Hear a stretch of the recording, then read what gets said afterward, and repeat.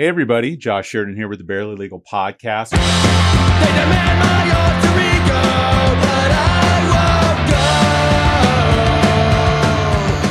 because of you. Exciting guest today. We have Julia Powell from local band Vetnough, and we're going to start this one off a little bit differently than we have with other musical artists. We're going to listen to her brand new single. Is it Skin?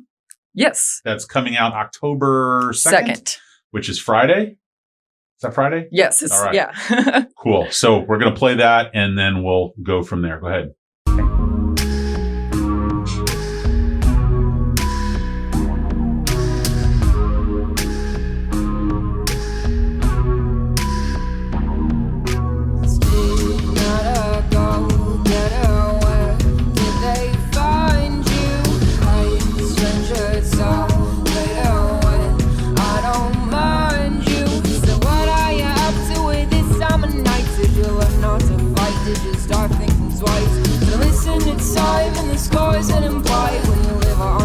It gets much easier to die. Skin, skin, where do I begin? Skin, skin, think I'm losing it. Skin, skin, where do I begin? Skin, skin, think I'm losing it.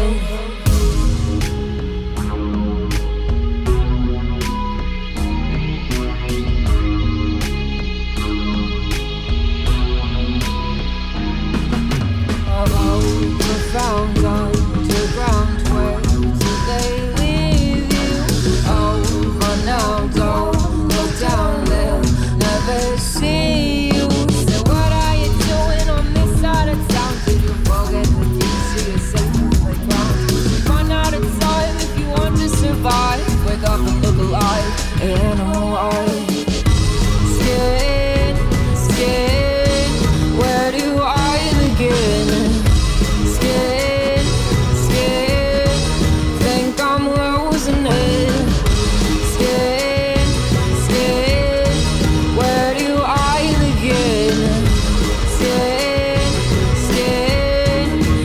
I'm losing it, losing it. Think I'm losing it, think I'm losing it. Think I'm losing it, think I'm losing it. Think I'm losing it. I'm losing it.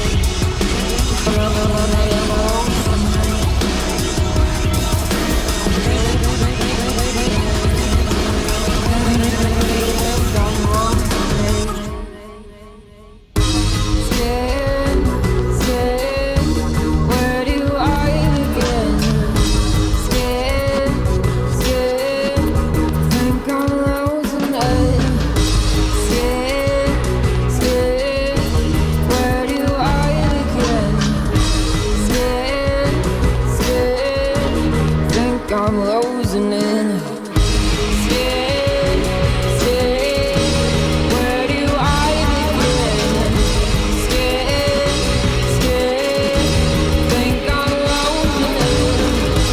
Skin, skin, where do I begin?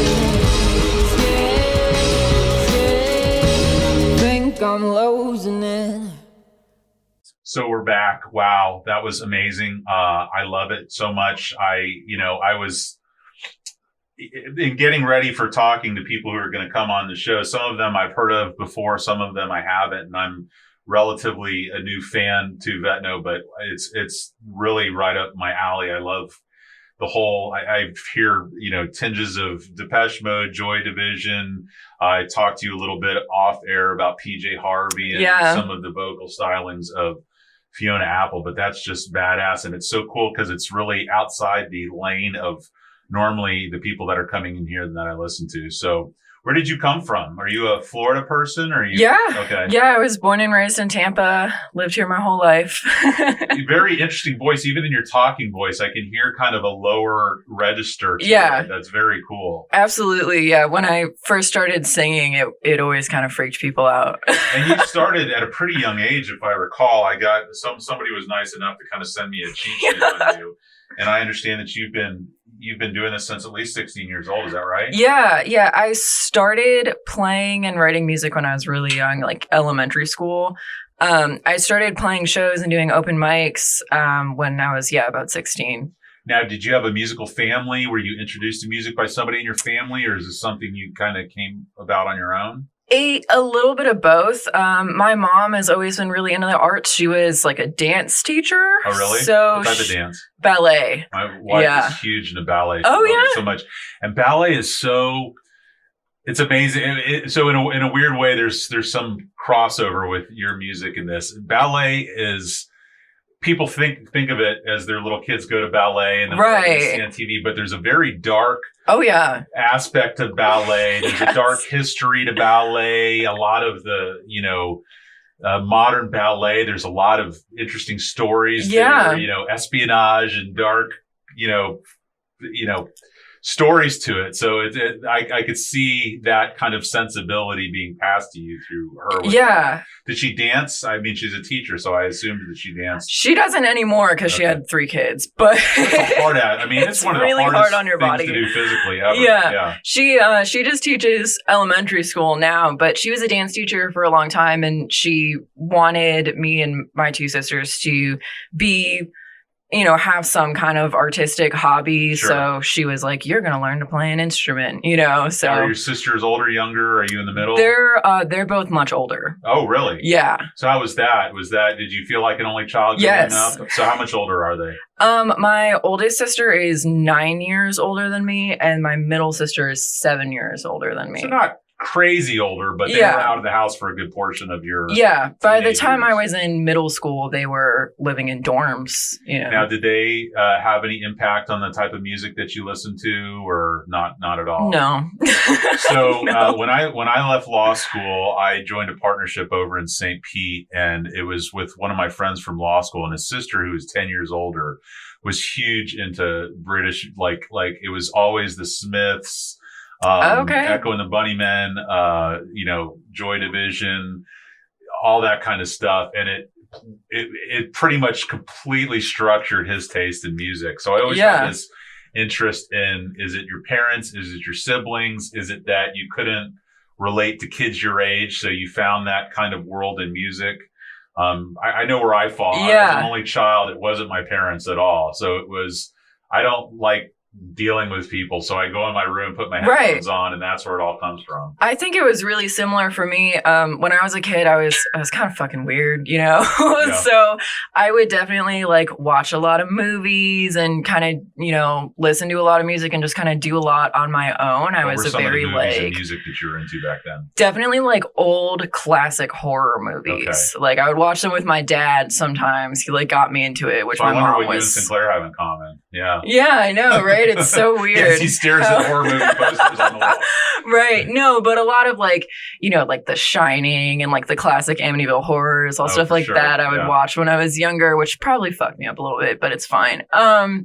Well, I'm thinking now, because in kind of studying up in your music, the phrases dark wave and synth pop and dark pop and all this stuff came up. And as you're saying this and as we're talking about The Shining, I'm thinking of the opening music as we're driving to the hotel and thinking how badass that would sound with you singing over. Thank you. Was that Tangerine Dream, or who was it that did the soundtrack for the real keyboard heavy? Where it's upside down? I want to say it was Tangerine Dream, I thought. I don't think, Kubrick didn't work on Tangerine Dream. Well, we have Mike Sinclair in here, by the way, who's a former guest on the show. And he's a producer on the show, and he's in a relationship with our guest today. So he'll be helping us, with references. Yeah, yes, I am Mr. Vetnough. Mr. Vetnough, there you go. Anyway, so I was watching, what was the movie? Was it Warlock? What was it? We were talking about this. It was an old Roy Scheider movie where they have to drive a semi through South America. It was a not Rifkin.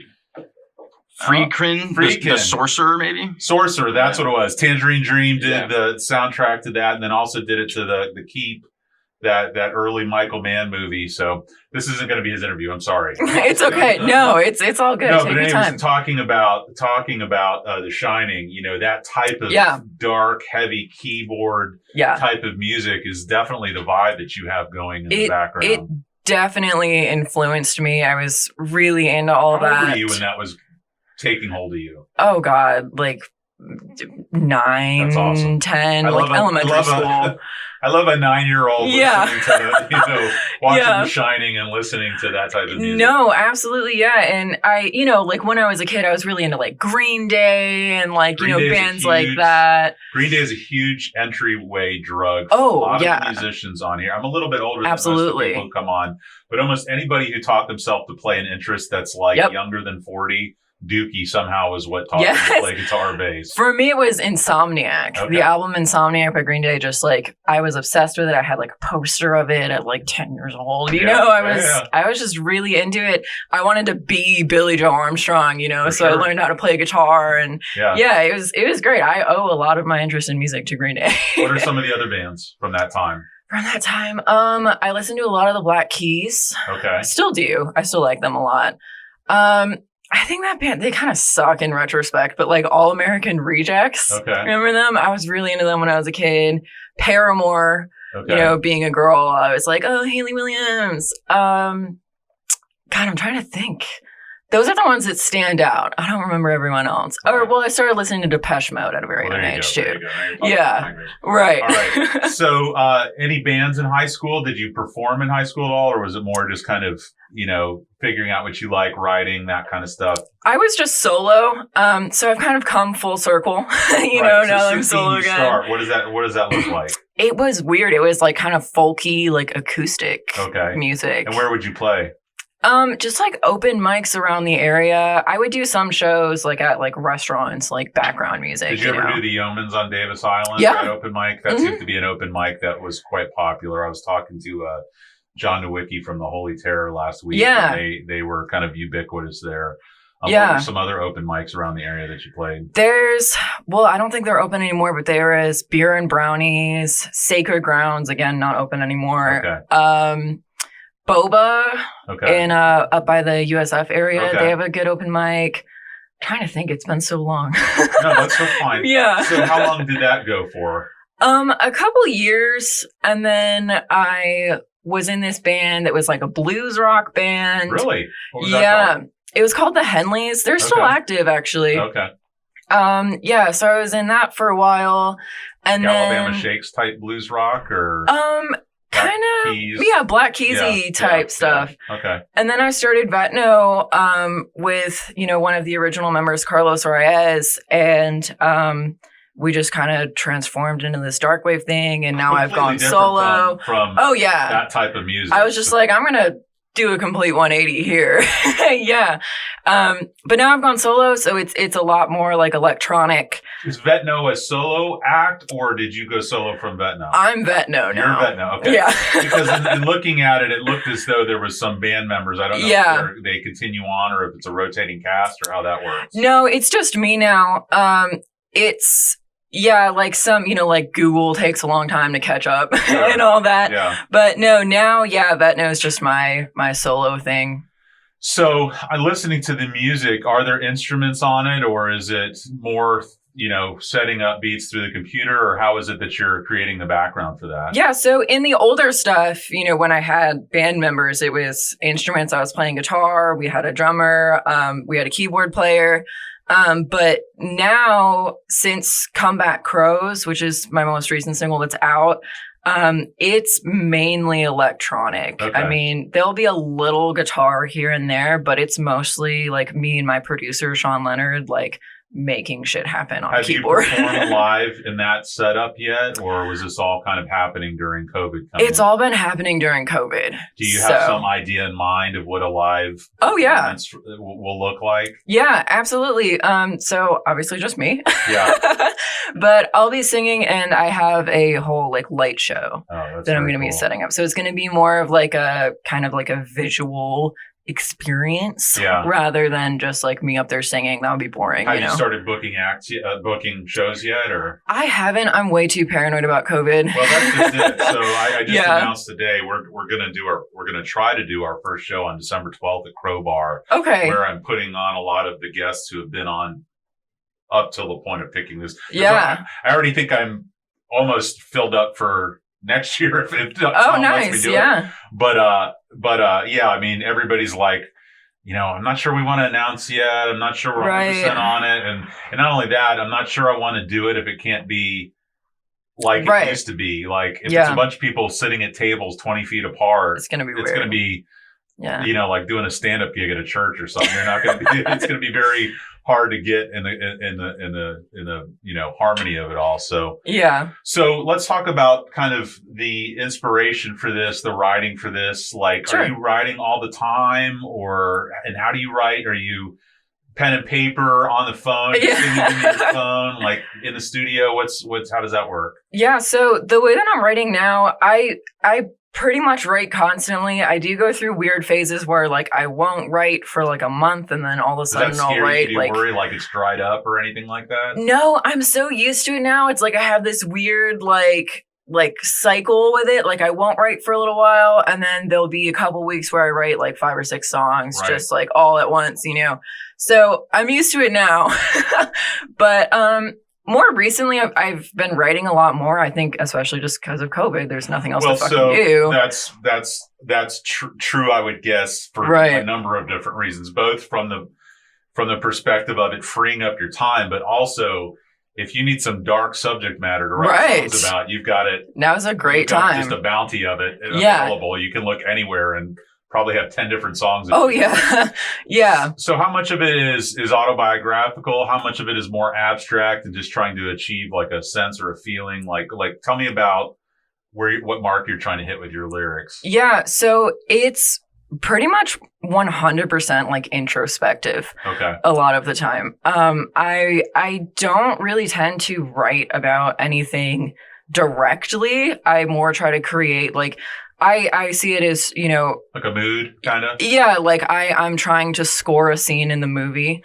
Well, so that's I love that you said that because there is something very theatrical about your music. Very, it is building a picture in your mind when you're listening to it. Yeah. So atmospheric and theatrical. So that's very cool. Absolutely. And I love the fact about writing a movie because that's something I do when I listen to music sometimes. Is to kind of build a movie around the song.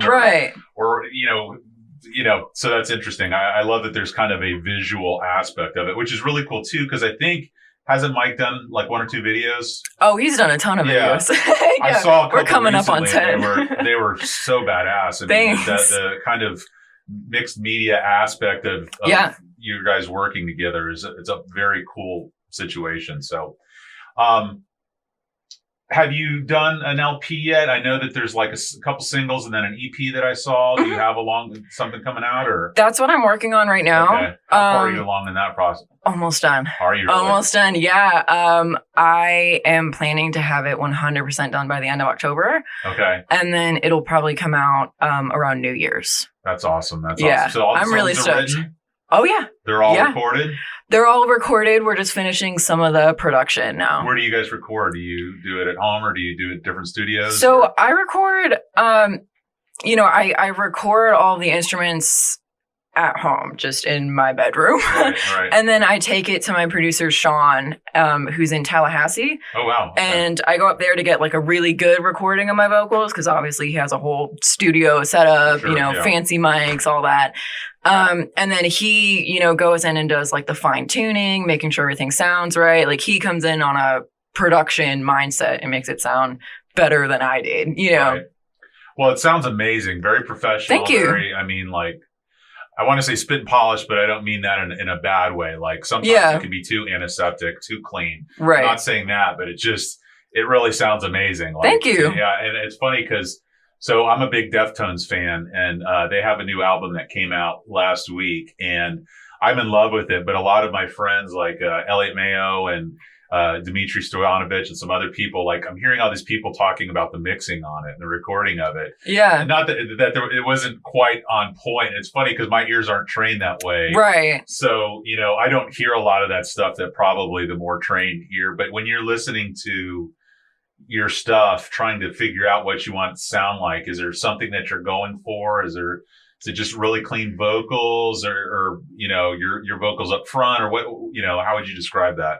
It really depends on the song. Okay. But so it can change from song to song? On oh, the album? absolutely. Okay. Yeah, like some songs I want my vocals to sound really like gritty and like if my voice cracks, I don't care, But on other songs, like that song Come Back Crows, it's out. I wanted it to be very like clean, kind of like atmospheric sounding vocals, So it does vary from song to song. Usually I just kind of go for just sounding like it was supposed to sound that way. Yeah. Nothing sounds like an accident, I guess. Right. Yeah. Well, you hear with like art like sculptures and stuff is that they're not creating a piece, they're just removing what shouldn't have been there. Exactly. So in a weird kind of way, that's what, your approach is to the music. Yeah. Now in touring before the shutdown, what type of bands were you touring with? Were you playing with any other bands locally, or is there a scene for this type of music locally? Yeah, there is.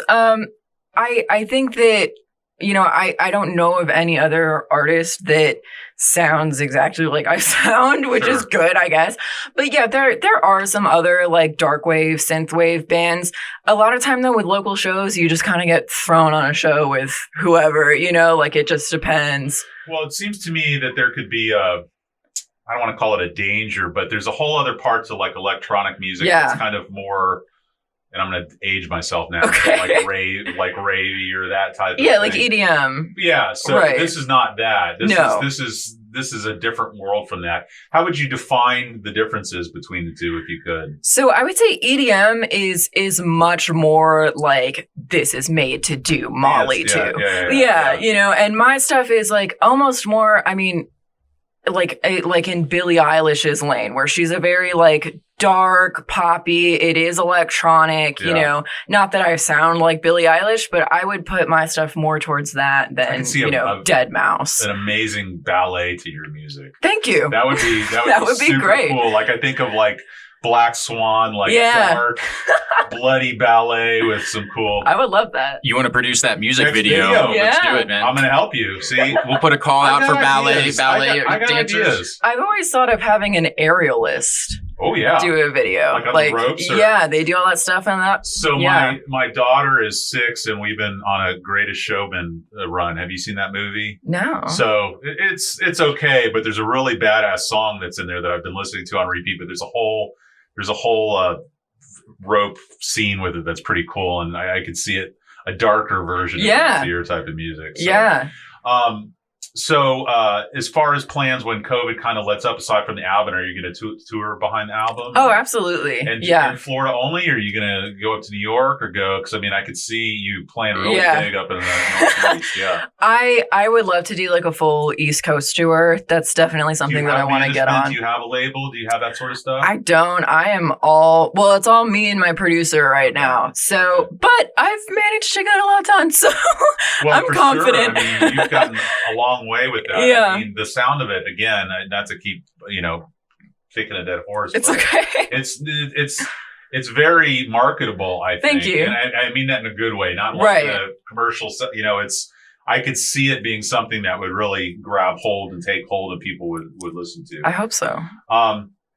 So as far as kind of, have you found inspiration and where are you finding it from right now? Like, this tax return thing that's coming over this weekend has sent me down a rabbit hole. But if you look at the past 4 years between, Me Too movement, BLM, just a lot of the stuff in politics, like what is it that speaks to you? Like, I don't know the lyrics. I don't know. I can hear the song, but are they dark? The lyrics themselves? Absolutely. And what is it, where is that coming from inside of you or from outside of you that's really resonating?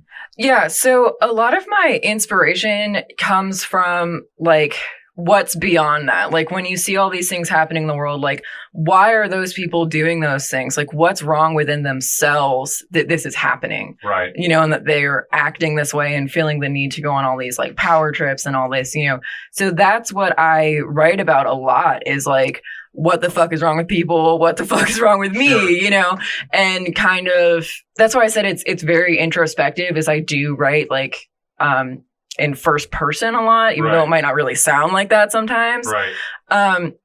But a lot of it is you know, why are we like this? Yeah. It's not even one specific event. It's just like, why is any of this happening? So it's interesting, this is a question a topic that I used to discuss a lot with my father before he passed, and I think the only other guest that I ever asked this question to was Mike, which is, do you think that there is actual evil in the world, or do you just think it's human nature or mental illness or substance reliance?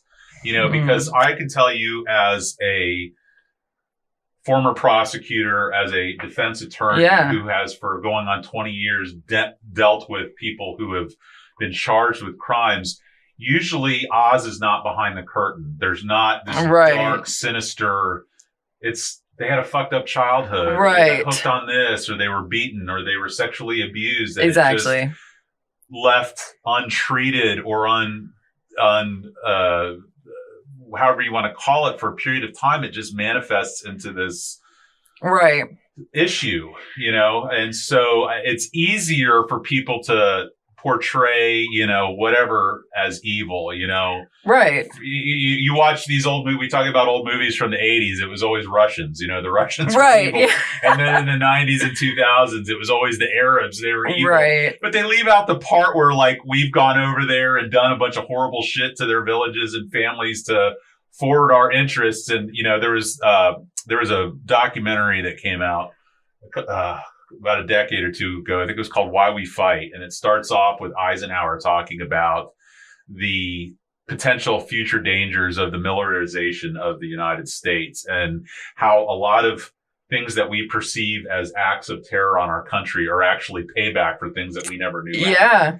So not to get this so political, but I think what we easily write off as evil is just because we don't take the time to look into what the genesis of that was. But I'm interested to know what your viewpoint is. That's hard. I think that there is genuine evil in the world. I do. I think that you're right that probably 99% of the time it's not evil. It's caused by something else. But I do think that it's possible for people to just be like, no, you know, just totally like not okay. I think that that's probably reserved to like a very small group of people, though. For sure. I had Dr. Joe Satterley on this show, and I've used him a ton in my criminal cases and family law cases to do psychological evaluations of people.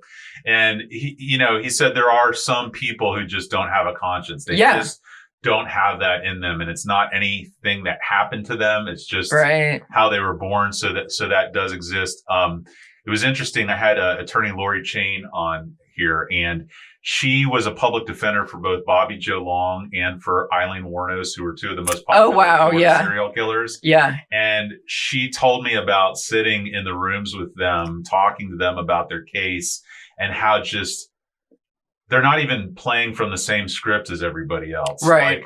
Like she said, Wuornos changed direction on a dime, and it wasn't as though she did it by that she did it voluntarily. Like literally she was crying and then her face just changed. Oh wow. And she was talking about something else to the point where it was almost like schizophrenic, like there was two parts of her. Right. And then with Bobby Joe Long, she just said he was kind of a con man who could kind of whatever. But you know, I don't know why we've gone off on serial killers talking about music, but we talked about the darkness and the evils in the world. Yeah, all this kind of stuff. It makes sense. It's interesting to me because I spend a lot of time thinking about myself and why I do the things I do and why I don't do the things that I don't do. And it seems to me that, you know, hopefully our natural state would be to try and do the right thing. Right. But that doesn't always happen. There's whether it's a low emotional intelligence or a selfishness kind of, we stray from that. And so, you know, I love that genre of art that kind of reflects that. So in any event, Yeah. I don't know if that's exactly where you're going with your music. No, but- yeah, absolutely. So after the album comes out and the touring, what's next? Do you have more plans? You guys got any more videos that you're shooting or anything? Definitely more videos. Probably before the album comes out, there'll be another single after Skin with a video. And yeah, I'm just gonna kind of do as much as I can, just tour, write another album, just Have you keep thought going. of doing vinyl for the album or anything like that? Is it going to come out on any kind of hard copies, or is it just going to be streaming? Or Yeah, I've thought about doing vinyls. They're just so expensive to get made. it's so ridiculous. That's my only thing. As I have a lot of people in here, I'm like, I Yeah, would really love to have your record I know. on, and I look into it, and it's just like it's puts expensive as away hell. $3,000. Yeah.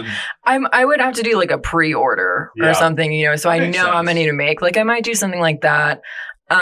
But yeah, I'll probably have, like CDs just all at shows and Right, stuff like that right. also. And you do have a line of merchandise that's available on Teespring, right? Yeah, teespring.vetnough.com, I think. I checked it out last night. I'm a big t-shirt person. So I love Oh, great. I love the one with the light bulb and Yeah. the other one that's kind of like a swirl. Yeah. I don't know. Are those from different albums or from different? Oh, it's just me making stuff. Okay. The swirl was a photo that Michael took actually, and I like edited it into I'll show you it.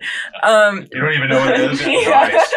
But the light bulb was I'm gonna start using that as my logo soon. It's just like a little like graphic design thing Yeah, that I and I was made. playing with it on different color backgrounds. Yeah. Because at a certain point, it's like, how many black t-shirts can I own? But Right, It yeah. kind of looks the best on a black t-shirt. But No, I was absolutely. trying Yeah. it on some of the other ones. So can I ask kind of about your guys' relationship and what it's Sure. like? Because you guys are such. What's it like, Michael? Oh, fuck. Yeah, I put you on the spot. I'm going to turn that spotlight and put it in your face. Well, I mean, you're both such creative individuals with so many amazing ideas. I almost wonder if it would be exhausting. Like, are you guys constantly creating, or is there kind Yes. of a side of you that And watches giving- like Full House and orders pizza and doesn't do anything that's remotely got any integrity to it at all? No, We have a good balance. Yeah, but we have to tell ourselves, like, all right, we're not going to work on anything. We're just going to hang out this time and watch Right. a movie or Just something. dark Yeah, and we do have Bauhaus to is say playing that. in the background, like incense, and you guys are like making blood packs. That's Yeah. just Yeah, 24/7. We have a couple blood packs actually. Yeah.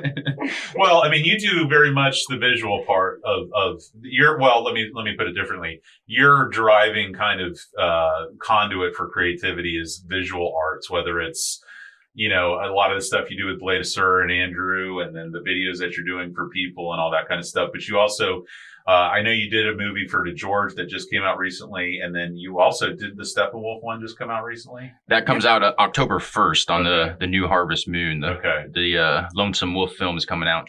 But just a little background on how I met Julia is she hired me with her band about 2.5 years I ago. didn't say your name yet. Julia Powell of Well, Vetnough. Vetnough. Okay, I said Vetnough. I shouldn't Yeah. say her name. I'm going to Yeah. get in trouble for this. She's I go Vetnough. by Vetnough Yeah. now. You do? That's my whole thing. For yeah. sure? Oh, wow. Oh, So yeah. we need to get you a symbol. Can the light bulb be the Vetnough symbol? Yeah, it is. All right, so yeah. The artist formerly known Artist. as Julia. That's Right. it, yes. Yeah. But she had hired me to do a video for her band, and the music was completely different than it is now and stuff. Mhm. And the first time that we shot together, I just saw that she was very creative, driven, and had a good sense of what she wanted visually. Yeah. And we kind of clicked collaborating on that. And we were friends for over, 18 months before Mhm. we started dating or anything. So How did it you was become aware of him as far as producer or director of videos? Had you seen any of the pieces that he had done? Yeah, it was oh my god, what was it? JT. JT. Yeah. You had done a video for JT and I saw Yeah. it and I was like, so hey. a mutual friend through open mics, actually. Okay. Yeah. Yeah. Okay. And you dug it and said, can you do something for me? Yeah. And then Yeah. you guys have done like 10 videos. Right. Yeah. Yeah. Now, do you guys go to each other for advice on things? Like, do you ask her opinion on what you're shooting and what you're producing, and him on the music you're doing? Pretty much every day Yeah. she'll send me a new song that she's Yeah. working on and stuff. And then I'll show Do her. you never say anything other than "this is amazing"?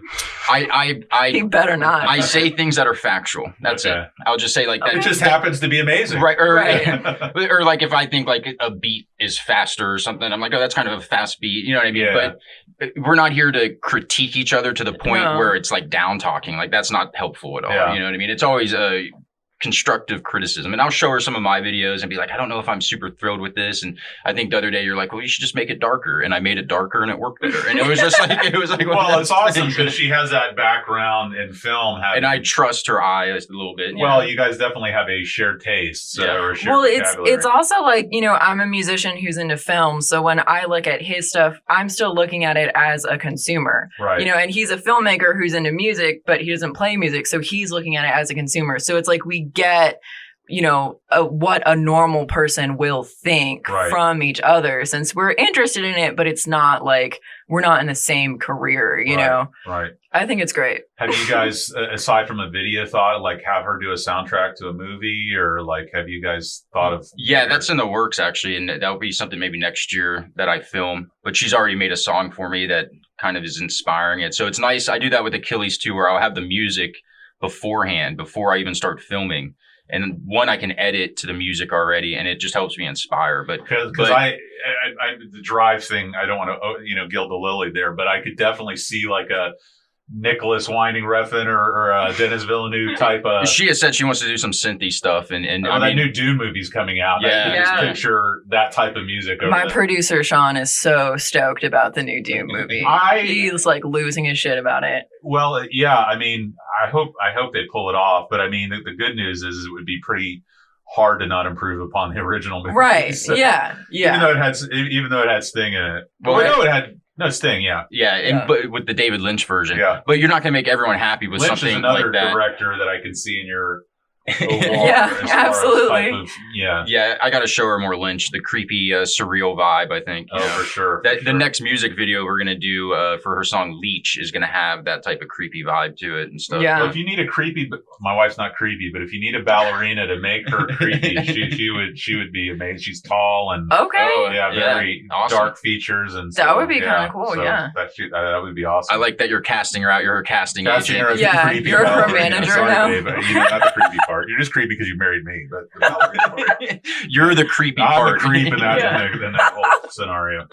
Well, I'm so stoked that you came by. It's a happy accident. I don't know how I would have come upon your music without knowing Mike, but I did. Yeah. And I love it. Like, seriously, like I've been finding these new worlds through this podcast, which is really awesome for me because it helps me kind of expand the breadth of what I listen to. And I really dig it. And there's not, one of the good things in trying to think of who it sounds like is if I'm not coming up with someone easily or someone spot on, that tells me that it's something special, that it's kind of in its own thing. Thank you. And yeah. So very much, it's a combination of, like I said, PJ Harvey, Fiona Apple, Depeche Mode, a lot of these darker types of synthy music, and it's just really cool. So I wish. Thank you so much. Yeah. Before you go, where can people find you online? Where can people find you on social media? Where can people find your t-shirts? Yeah. So I have the same username on every website. It's just Vetnough, which is VETNOUGH.